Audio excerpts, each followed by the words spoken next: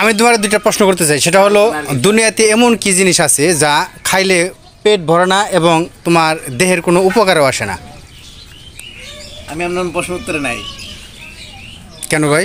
আমি মধ্যবন্ধু মাথা খাড়াই দিতে পারতেছি না। কেন? একটু খাটো, একটু চেষ্টা করো। তুমি যেটা না পারো, আরেকটা প্রশ্ন করি।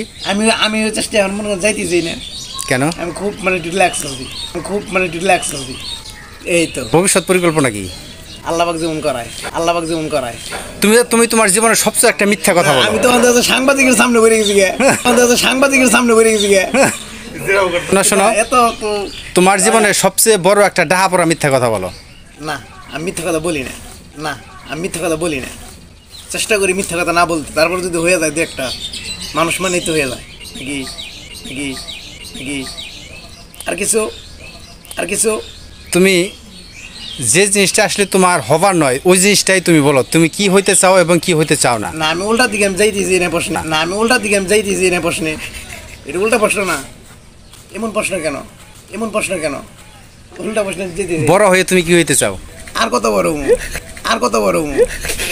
হয়ে দেখেছি। আল্লাহ তো অনেক বড় করে দিয়েছে নাকি, একটা মেয়ে গেছে আর কি। তারপর আর কিছু হওয়ার, আর বড় হওয়ার কোনো সম্ভাবনা নাই মানুষের? আপনার কি নাই কোনো? এই যে এখন একটা ক্যামেরা দিয়ে আমার একটা ভিডিও করতেছে, আপনার কি এর দিকে আর বড় কোনো কিছু হওয়ার আশা আছে কিনা?